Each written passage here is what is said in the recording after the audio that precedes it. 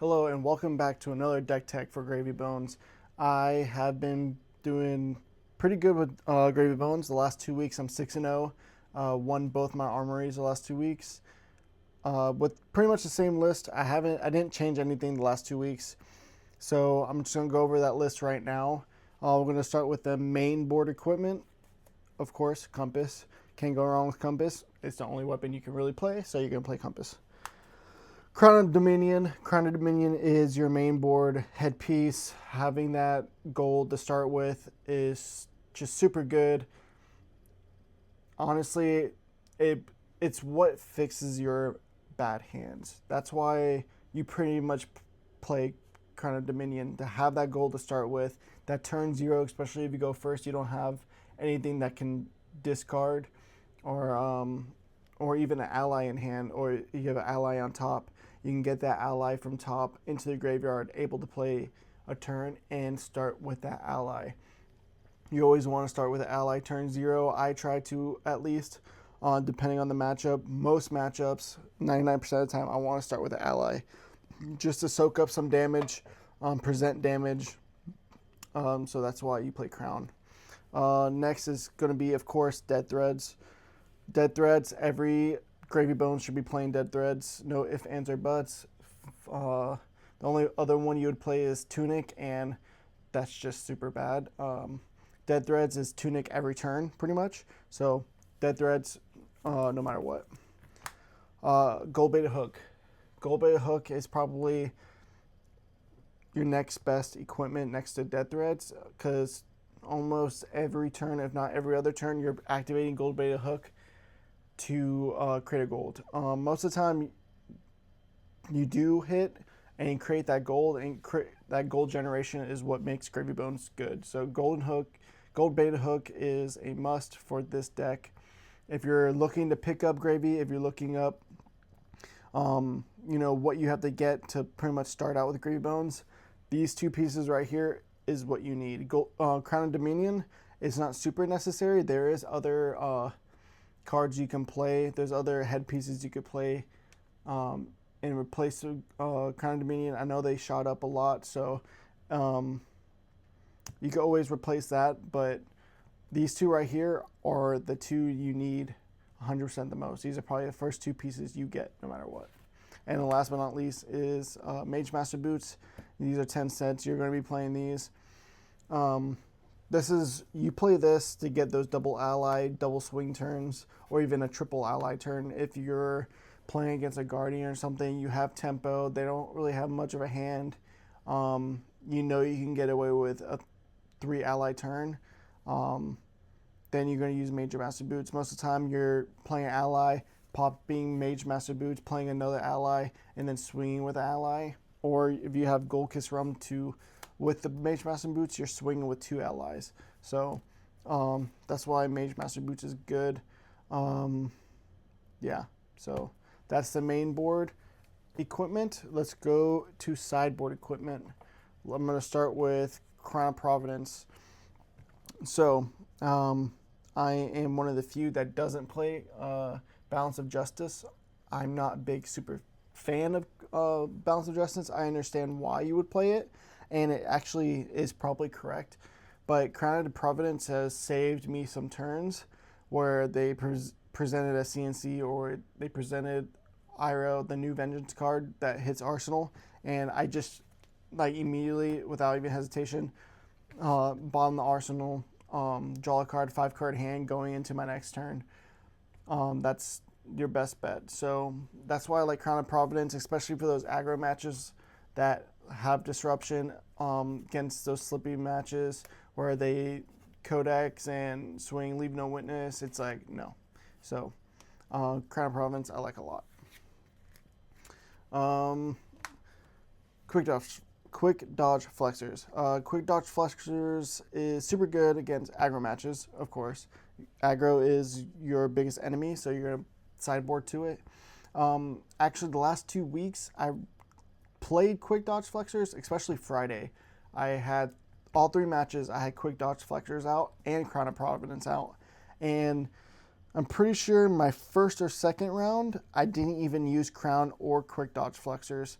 and all 3 rounds, I didn't even use quick dodge flexors. I never had to. I always wanted to keep a full hand. When I did block, I blocked with a card, which there's probably, I have to go back and look, but there's probably turns where I could have just pitched a blue that I could have blocked with, or pitched something where I could have got more value, more block value, and just use this. I always usually save it for end game, but Friday, all of my end games, I was at a comfortable life total. So I never really had to use it, but I use it when I need it. So I didn't have to use it. I didn't need it Friday, so didn't play it, but it was on the board. It had its purpose. And my last 2 pieces are Null Rune. So I don't have Wizard at the moment in my meta. Wizard player hasn't been showing up. I only play Null Rune 2 against Kano and Verdance, and then I will play Boots against Vincent or Florian. So that's my Null Rune, and that's my sideboard equipment. So we're going to move on into, let's just clear all this out. We're going to move into main board. Let's start with the reds. So main board reds, you know them, you love them. Conqueror of the High Seas. Conquer the High Seas is the staple. It is what gives you tempo most of the time. You want Conqueror, you want a 3 of, no matter what.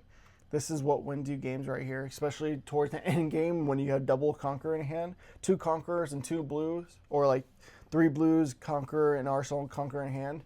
You're going 8/8 into ally if you have an ally on field. So Conqueror can really swing the game, especially mid to late game.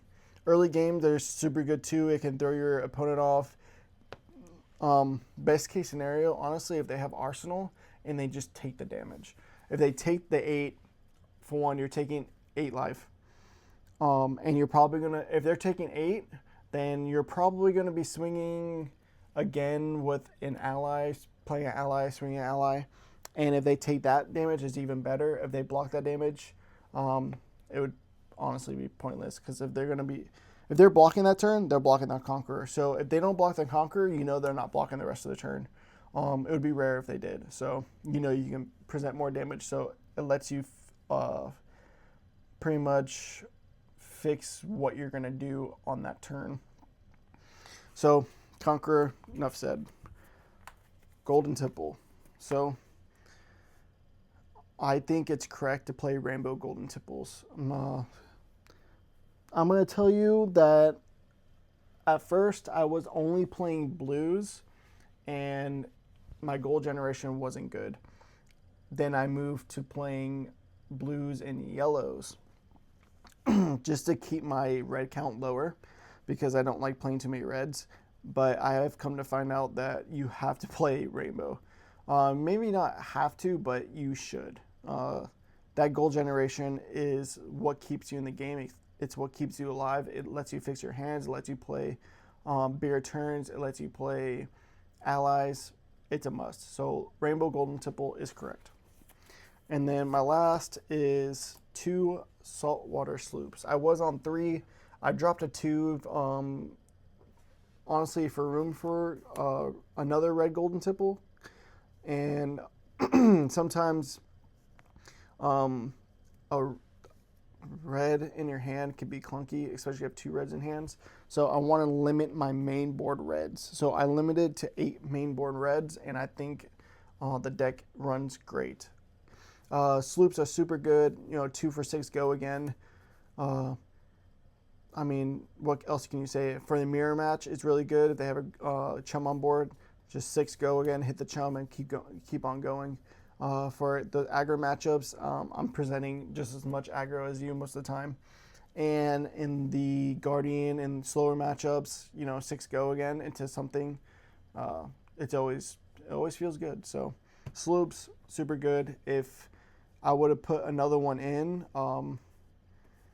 yeah, it's a maybe. Well, I might throw a third one back in and run a main board 9, but we'll see. But for right now, it's a comfortable position. So that's main reds. So let's go to main yellows. We're going to start, of course, with yellow golden tipples. So yellow golden tipples, like I was saying, you run rainbow. One. I see some people running one. It's no. You're running three. Maybe two. You might be able to get away with two if you want to have an extra blue or the extra red if you want to be a little bit more aggro. But having the rainbow tipples, it's always correct. So 3 golden tipples for sure. All right, moving to allies. I play 1 Oyston. Oyston feels so correct most of the time. Having Oyston in the graveyard, if you have an off turn, you can play a blue like a, Call to Grave, Portside Exchange, something. I had a turn where it's just I had Portside Exchange in my arsenal. I play that, draw a card, play Oyston, swing for 3. I mean, it gets you something on the field. It swings 3. It lets you draw a card to have another card in arsenal.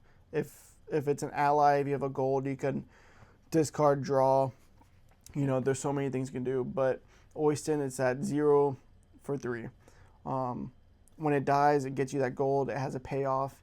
I just love playing 1 of, and it feels good most of the time. Most of the time, those aggro matchups, they ignore it because they don't want you to generate gold. So he just sits on the field. He can attack for 3. If those are Vast E turns, he just keeps gaining value the longer he stays out. So I love Oyston. My next 3 is going to be Rigor Mortis. Rigor Mortis, if you've been playing this deck long enough, you understand why Rigor Mortis is like one of the best allies. He's a 2 for 6 on the turn you play him, and then he's 1 for 6 if he stays out. Usually they want to remove Rigor Mortis as fast as possible because a 1 for 6 is crazy. So just having that, you play a blue, swing Conquer the High Seas for 8, and then cast Rigor Mortis, swinging for 6. I mean, it's so good. You love to see it. Or you have those, super wide turns if you have Rigor Mortis on the field where it's Conqueror and then Conqueror for 8, Sloop for 6, and then Rigor Mortis 6. That's a 20 damage turn, and I've done that plenty of times, and it feels amazing. So Rigor Mortis, super good. And it goes into Sawbones. Sawbones, on the turn you play it, it's a 3 for 6. But him staying on the battlefield, it's just better value. He swings, it's 1 for 6 if he stays out, and he gets to prevent damage. So against those assassins that like to ignore him, which they usually never do, it just prevents their flicks. Their daggers can't hit them. They have to actually commit a card to them. And Sawbones always feels amazing being on the battlefield. So that's a 3 of no matter what. And then the last 3 of for main board is Chum. Chum is the best ally. He soaks up so much damage where he keeps you in the game. Most of the time you never actually have to pitch to him. Especially early game, they want to get rid of Chum as fast as possible. If they let Chum stick around early game, you can just swing with him, or you can just have him on the battlefield just to have that that turn where you need him the most, where you don't have a good blocking hand, where he can just soak up damage. So he's the best when it comes to late game. Late game, if you get him out and you swing with something, they have to commit cards to it, and then you play a Chum, and their 1 to 2 cards they keep has to go to Chum, and you just have tempo the rest of the game most of the time. So Chum, super good late game. It's a moneymaker. So that's it for the yellows main board. I'm going to move to the blues. So starting with the blues, Give No Quarter. Give No Quarter I had dropped to 1. Give No Quarter can definitely be clunky, that I've noticed. It can be clunky, it can be super good. It's a blue block 3. Um, you know, there's nothing wrong with it. It's just that if you don't have allies in the graveyard, it's a deck card. So I really only like to play them if I have a Swabby and like something else in the graveyard where I can just play 2 of and then pass turn. Or I can swing twice with 2 allies. Like if I have 2 Swabbies in the graveyard and then I play Give No Quarter, play 2 Swabbies, have a Gold Kiss Rum to swing with both. Gold Kiss Rum and my Mage Master Boots. So other than that, it's really just good for like the Whaler turn or like something like that. But I dropped a 1. 1 feels comfortable. And 1. My other one of is Sunken Treasure. This is one where I'm gonna jump to 2. 3 is too much. I think 2 is correct. 1, I really never saw it, and when I needed it or I knew it would have paid off, I didn't see it. So it's like, why play 1? I think 2 is better, especially since I have another Gravy in my meta now.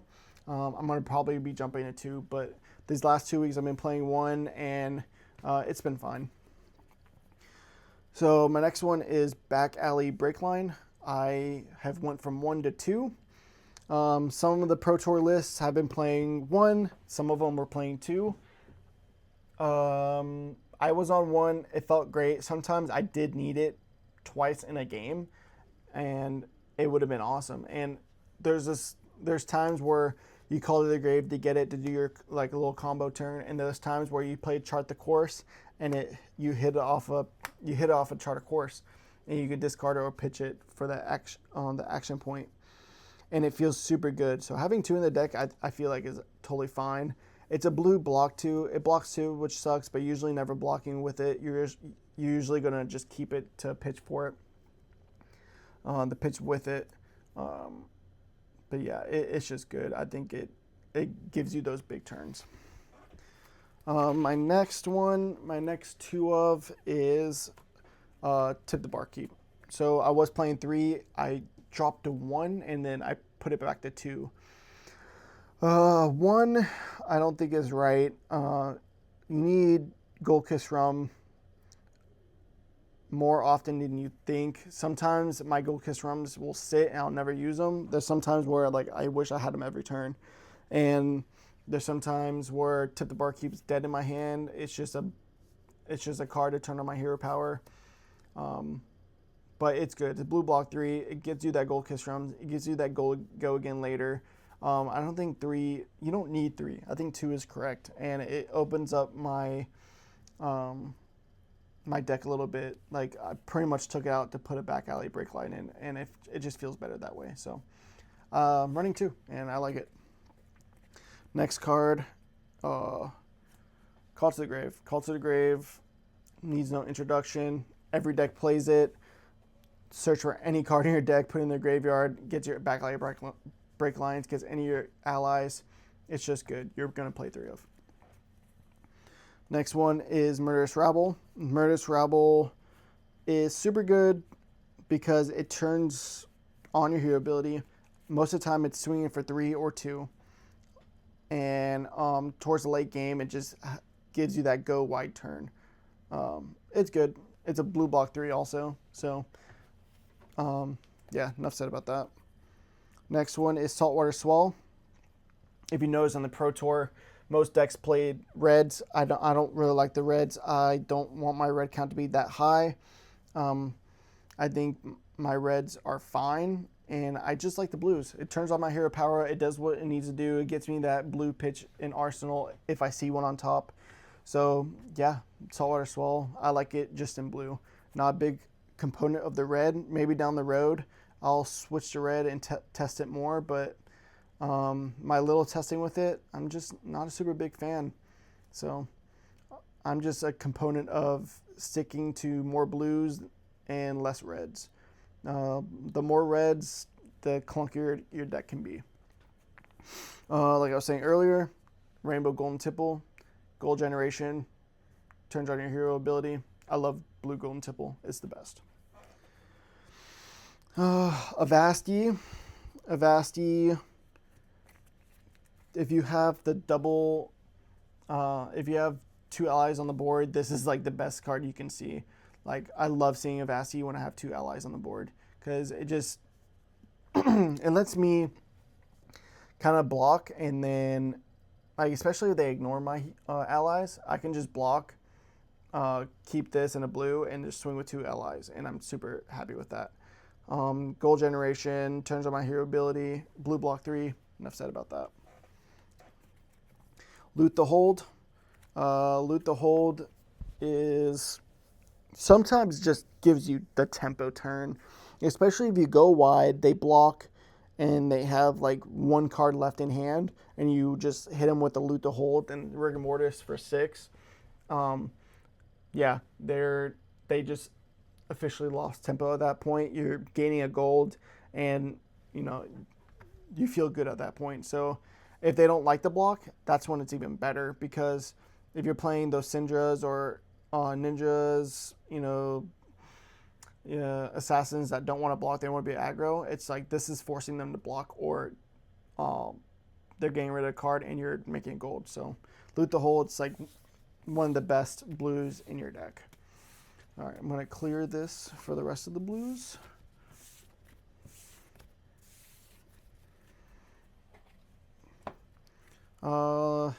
Portside Exchange, super good gold generation, lets you cycle your hand. If you have nothing in your hand, if this is an arsenal, this lets you draw a card, turn on your ability, play an ally, swing an ally. Super good, love to see it. Chart the High Seas.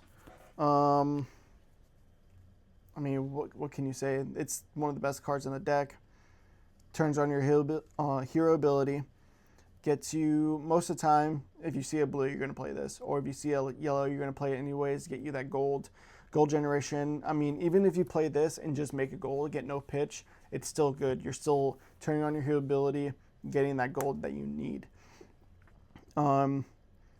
It's best when you hit a yellow and a blue, gold, 3 pitch, continue with your turn. It just feels amazing when you hit both.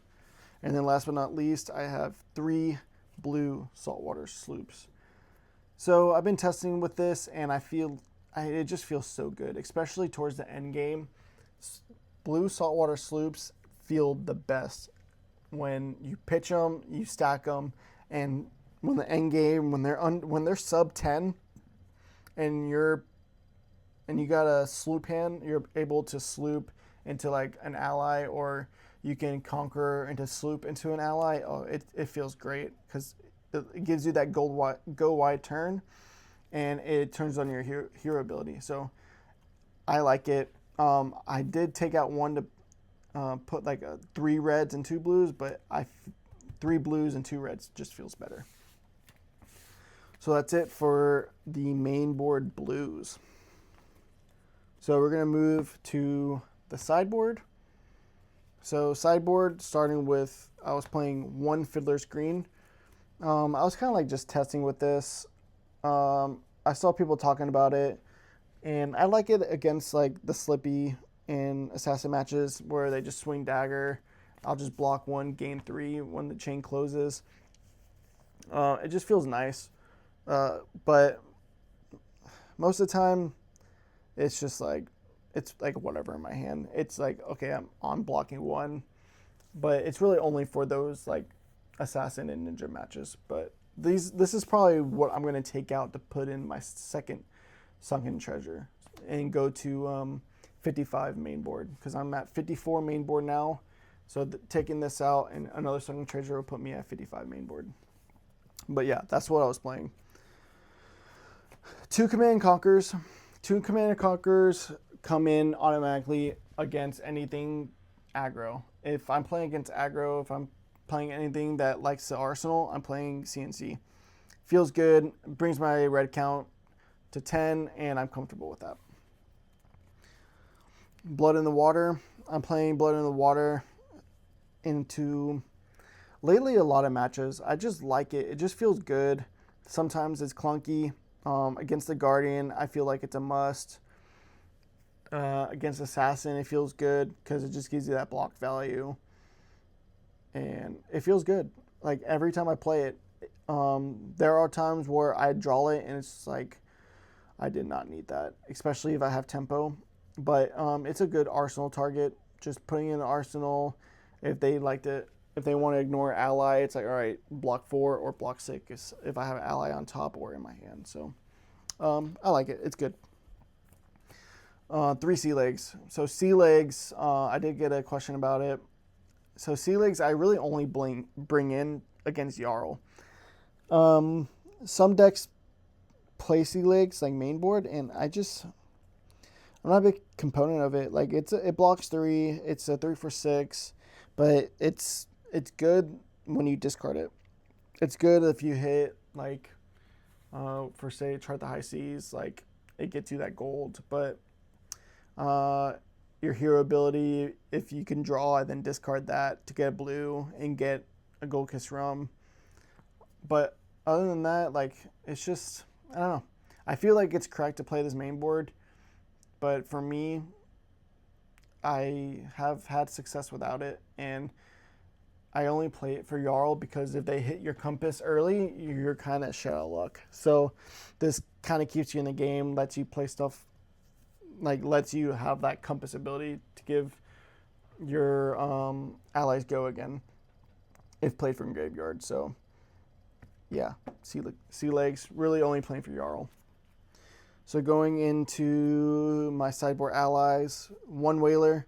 I was on 3, went to 2, now I'm on 1. I think 1 is fine. Most of the time you're only going to see 1 in a game anyways, and you're setting up for them. So I think it's correct just to play 1.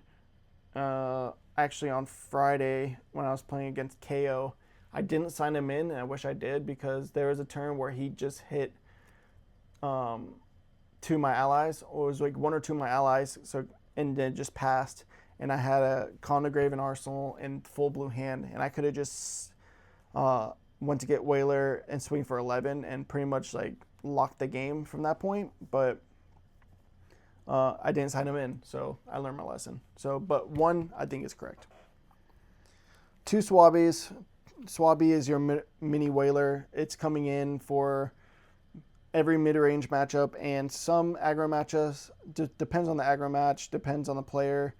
I'll bring him in. I like him for anything mid-range, like a Vincent, Florian, stuff like that. He's coming in. 2 Limpets, anything that's slower, your Florians, your Guardians, stuff like that. I'm playing Limpet. And then my last is Anka. I'm playing 3 sideboard. I'm bringing Anka in for the KO matchup. I'm bringing him in for the mirror. He's just super good. They have to pretty much change the way they're going to do their turn because Anka's on the battlefield. So once Anka, especially with KO, once he hits, like that's the first attack. That's where it's going. So they're usually like sending Claw at it to discard or something. Or if they're not able to, they have to swing like 6 at it. It just feels even better. And I can just activate his ability when they're swinging their, Wild Ride or something at them. So just for them to discard another card. Pretty much shut off their turn. So Anka's just super good in that case. But that's my deck list. If you have any questions, please reach out, comment below. I'll gladly answer any comments. I try to post a new deck tech every other week. I'm currently 6-0 with this deck list, and it just feels great. My meta right now, it's all over the place. It's been set. I have a Jarl, Victor, I have an Ira, I have a KO, Riptide, Katsu, Puffin, like everything. Everybody's playing something different. So, yeah, and he's felt great into everything but Katsu. Katsu feels horrible. But I can high roll Katsu. It's just I have to just get more reps into him. But yeah, just hit me up. If you have any questions, comment below, like, subscribe. I really appreciate it. Stay safe, guys.